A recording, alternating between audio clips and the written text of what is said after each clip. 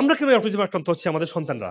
আমরাই ভুল করছি। আমরা যদি আমাদের এই ভাজা, পোড়া, প্রসেস খাবার, সিঙ্গারা, সমোসা, আলু পুরি, ডাল পুরি হতে শুরু করে আমরা মিট ফ্রাই, ফ্রেঞ্চ ফ্রাই, ভাজা, পরোটা, এরপরে ফার্মের মাংস, ডিম, দুধ মানে পুরো কিন্তু ভেজালে ভরা। ২০ বছর পরে আমাদের অটিজম কোথায় গিয়ে দাঁড়াবে? অটিজমের সংখ্যা কয়েক গুণ বেড়েছে গত কয়েক বছরে। মানে পৃথিবীতে ৩০ জনের বাচ্চার মধ্যে একটা বাচ্চার অটিজম আজকে। এদের ইমিউনোলজিক্যাল, নিউরোলজিক্যাল আর গ্যাস্ট্রোইন্টেস্টাইনাল ৩ টা সমস্যা থাকে মোস্টলি। এই ৩ টা সমস্যা ফোকাস করতে হবে। তাদেরকে ফ্রুটস খাওয়াতেই হবে। তাদেরকে ভেজিটেবল খাওয়াতেই হবে আস্তে, একটু করে। হেলথি ফ্যাট খাওয়াতে হবে। তখন মেটাবলিক বা গ্যাস্ট্রোইন্টেস্টাইনাল সিস্টেমটা একটু ইমপ্রুভ হবে। তাহলে ডায়েট, সাপ্লিমেন্ট দেওয়ার পরে আকুপাংচার, ক্র্যানিয়াল স্যাক্রাল যেটা আমরা ঢাকায় চালু করেছি।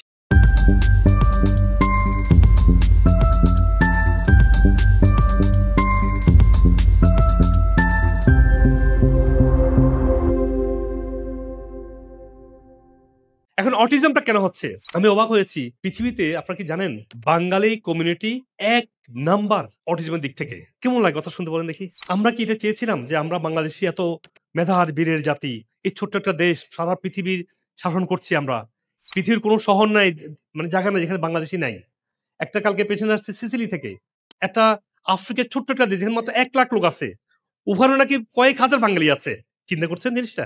১ লাখের মধ্যে কয়েক হাজার বাঙালি। এই হচ্ছে বাংলাদেশীদের কন্ট্রিবিউশন সারা ওয়ার্ল্ড ওয়াইড। আমাদের মেধা, আমাদের হার্ড ওয়ার্কিং এরা কেউ এত বেশি কেউ করতে পারে না। ইভেন ইন্ডিয়ানরাও হার্ড ওয়ার্ক দিতে আমাদের থেকে পিছিয়ে আছে। এখন আমরা কেন অটিজম আক্রান্ত হচ্ছি আমাদের সন্তানরা? আমরাই ভুল করছি। আমরা যদি আমাদের এই ভাজা, পোড়া, প্রসেস খাবার, সিঙ্গারা, সমোসা, আলু পুরি, ডাল পুরি হতে শুরু করে আমরা মিট ফ্রাই, ফ্রেঞ্চ ফ্রাই, ভাজা, পরোটা, এরপরে ফার্মের মাংস, ডিম, দুধ মানে পুরো কিন্তু ভেজালে ভরা। আপনি দেখেন সারাদিন প্রত্যেকটা খাবারে আপনি ভেজাল খেয়ে আসছেন। তাহলে আমাদের এই খাবারগুলো এসে তো আমাদের রং হরমোন তৈরি করছে। আমাদের প্রত্যেকটা জেনেটিক্যাল স্ট্রাকচার ডিফেক্টিভ হচ্ছে। আমাদের প্রত্যেকটা সিস্টেম হয়ে যাচ্ছে আমাদের নড়বড়ে। আমাদের অর্গানগুলো উইক, আমার লিভারগুলো ফ্যাটি, ব্রেইনটা ফগি, আমাদের ডাইজেশন সিস্টেমটা পুরো আইবিএস হয়ে আছে। আমাদের কনস্টিপেশন হয়ে আছে। আমাদের বডির কোনো এনার্জি নাই। Heart weak. কারণ এই খাবারগুলোর কারণে।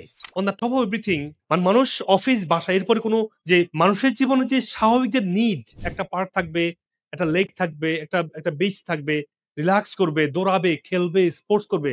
এগুলো কোনো আইডিয়া নেই। একটা বয়স্ক মানুষ দৌড়ালে এটা লুক সিলি মনে হয়। একটা ইমাম সাহেব যদি ব্যায়াম করে, তাকে দেখে ইমাম সাহেব কি ব্যায়াম করে? আমরা আমাদের সিস্টেমকে শেষ করে ফেলছি এবং এই অসুস্থ শরীরের যে জেনেটিক্যাল স্ট্রাকচার আমাদের সন্তানের মধ্যে যাচ্ছে, এই সন্তান কি সুস্থ হতে পারে বলেন দেখি? অসম্ভব। সে তো অটিজম হবেই। এইজন্য বলছি আমাদের যদি স্বাস্থ্য ঠিক না করি, আমি জানি না আগামী ২০ বছর পরে আমাদের অটিজম কোথায় গিয়ে দাঁড়াবে। অটিজমের সংখ্যা কয়েক গুণ বেড়েছে গত কয়েক বছরে। কয়েক বছরে, কয়েক দশকে না। 1 in 162 ছিল, 1 in 30 তে চলে আসছে। মানে পৃথিবীতে ৩০ জনের বাচ্চার মধ্যে একটা বাচ্চার অটিজম আজকে। ডায়াগনোস মাইল্ড বা হাই স্পেকট্রাম বা স্পেকট্রাম চলে আসছে। কারণ হচ্ছে এই লাইফস্টাইল, ফুড ফর্টিফিকেশন বা মডিফিকেশন এটা আমাদের মেইন কারণ। এখন সমাধানটা কি? সমাধান হচ্ছে আল্লাহ সুবহানাহু ওয়া তাআলা আপনাকে দিয়েছে এই সন্তান, আপনাকে টেক কেয়ার করতে হবে। আল্লাহর কাছে এটা পূর্ণ আজর পাবেন ইনশাআল্লাহ তাআলা। কিন্তু you have to be iman and faith. This is a big blessing for you because every single moment you're taking care of this baby, you're getting হাসানা, you're getting reward. এখন সমাধানটা কোথায়? সমাধান হচ্ছে এদের ইমিউনোলজিক্যাল, নিউরোলজিক্যাল আর gastrointestinal ৩ টা সমস্যা থাকে মোস্টলি। এই ৩ টা সমস্যা ফোকাস করতে হবে। এখন নিউরোলজিক্যাল সমস্যা কি? আমাদের কিছু মেডিসিন আছে। নিউরোটনিক, কিছু আছে ব্রেইন টিস্যু দিয়ে বানানো ব্রেইন সাপোর্ট। আর কি আছে? গ্যাস্ট্রোইন্টেস্টাইনাল এর জন্য ডাইজেশন সাপোর্ট, খাবারটাকে ফিক্স করা। তারা আবার সব খাবার খেতে চায় না। তাদের খাবার শিখাইতে হবে। খুব tough. Autism patients very stubborn. তাদেরকে ১ মাস ধরে যদি একটা খাবার ইউজ টু করান, তখন তার খাবারটা শিখে। এভাবে ইউজ টু করাতেই হবে। তাদেরকে ফ্রুটস খাওয়াতেই হবে। তাদেরকে ভেজিটেবল খাওয়াতেই হবে আস্তে, একটু করে। হেলথি ফ্যাট খাওয়াতে হবে। তখন মেটাবলিক বা গ্যাস্ট্রোইন্টেস্টাইনাল সিস্টেমটা একটু ইমপ্রুভ হবে। আর ইমিউনোলজিক্যাল এর জন্য তাদের স্ট্রেসের কারণে ইমিউন সিস্টেম উইক হয়। তারা যে রাইট খাবারটা খায় না, সেখানে ইনফেকশন তৈরি হয়। সেখান থেকে ইমিউন সিস্টেমটা উইক হয়। এগুলোর জন্য ইমিউন সাপোর্ট, ভিটামিন ডি কমে যায় ওদের। এগুলো সাপোর্ট দেওয়া লাগবে। তাহলে ডায়েট, সাপ্লিমেন্ট দেওয়ার পরে আকুপাংচার, ক্র্যানিয়াল স্যাক্রাল যেটা আমরা ঢাকায় চালু করেছি। আমি একটা ডক্টর পেয়েছি। ওয়ার্ল্ডের অনেক দেশ থেকে ট্রেনিং নিয়ে আসছে। নিয়ে এসে আমাদের ঢাকাতে কাজ করছে। হয়তো চিটাগং এ যদি আপনারা ব্রাঞ্চ করেন, it's up to you guys, okay? It's not on me. ইনশাআল্লাহ। করেন। উনি উনাকে ট্রেন দিবে যাতে করে এখানে ওই লেভেলের ডাক্তার আমরা তৈরি করতে পারি। অটিজমের জন্য যে স্পেশাল ট্রিটমেন্ট লাগে। আদারওয়াইজ কি হবে? এবিএ থেরাপি এগুলো হচ্ছে এক্সটার্নাল জিনিস। You have to fix from internally deep root of the brain and system. এভাবে আস্তে এই বাচ্চাগুলা অনেকটা ইমপ্রুভ হতে পারে। অথবা অল্প ইমপ্রুভ হবে। বিশ্বাস করে অটিজম প্যারেন্টসরা বলে যে যদি 10% যদি ইমপ্রুভ হয় তাও আমরা হ্যাপি, এবং অনেকটুকু ইমপ্রুভ হয়। আপনারা দেখেছেন আমার ইভেন অনেকে মনে করে যে এটা মনে হয় বড় হলে হয় না। 22-23 বছর বয়সী যারা আছে, আমি 3-4টা এক্সাম্পল নিয়ে আসছি আপনাদের জন্য, যারা এই 22-23-24 এর দিকে ভালো হয়েছে অটিজম থেকে। ভালো হওয়া মানে কি? ভালো হওয়া মানে তারা একদম স্বাভাবিক হয়ে যায় না। তারা এখন খেলাধুলা করে, খেলে, কথা বলে, খাওয়া দাওয়া করে, কথা একটু বেশি বলে, at least they can take care of themselves, এই লেভেলে আসতে পারছে। তো এই জন্য বড় হয়ে গেলে চিকিৎসাটা বন্ধ করে দিবেন, তাদের সুস্থ হওয়া সম্ভব। আমাদের শরীর স্টেম সেল আস্তে আস্তে কমে যায় বড় হতে হতে, কিন্তু তাও থাকে, বডি হিলিং পাওয়ারটা কন্টিনিউ থাকে, আনলেস ভেরি ওল্ড হয়ে যাওয়ার পরে মানুষের হিলিং পাওয়ারটা কমে যায়, স্টেম সেল কমে যায়, তখন হিলিং কম হয়। কিন্তু 22-23 তো একটা সুস্থ হওয়ার বয়স। কেন আপনারা ভাবছেন যে এটা অ্যাডাল্ট হয়ে গেছে আর সুস্থ হবে না? এই মিথ থেকে আপনারা বেরিয়ে আসেন। আমার এক্সাম্পলগুলো দেখেন, এক্সাম্পল তো সবসময় আনা যায় না, এক্সাম্পল তো অনেক, শত শত। আমি কয়েকটা বড়দেরও নিয়ে আসছি আপনাদেরকে দেখার জন্য যে অটিজম এই লেভেল থেকে ভালো হয়। আপনি যদি আমার ভিডিও থেকে উপকৃত হন তাহলে আমাদের চ্যানেলের অন্যান্য ভিডিওগুলো দেখে নিন। অনুগ্রহ করে লাইক, কমেন্ট এবং শেয়ার করে দিন, যাতে আপনার আত্মীয়স্বজন এবং পরিচিতজন উপকৃত হতে পারেন।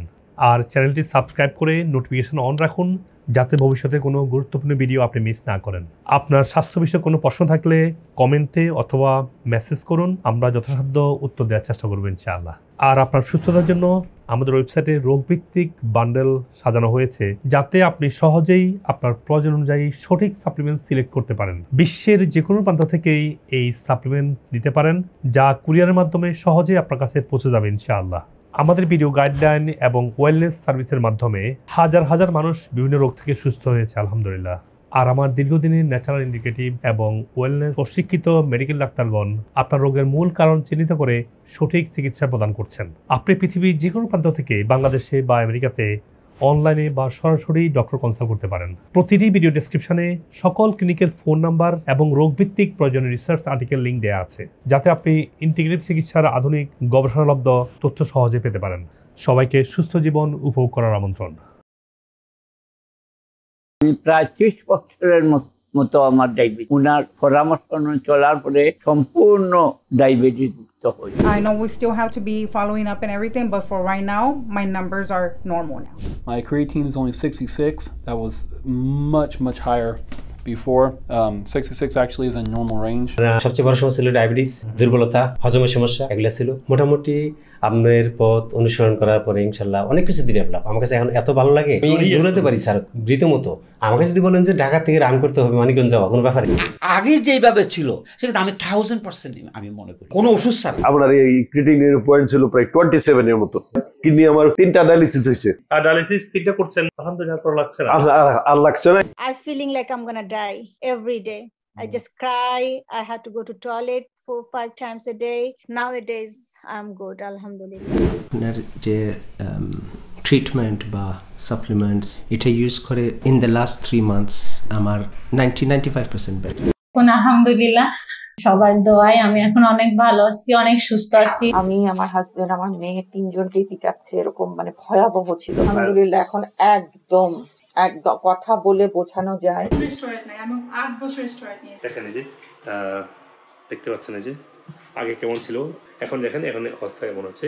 এখন তো আমি অনেক ভালোই আছি। এই বয়সে এসে যে এত আমি ভালো হয়ে যাব এটা আমার চিন্তার বাইরে। Good luck, give me high five. Say bye bye to the doctor. Yay!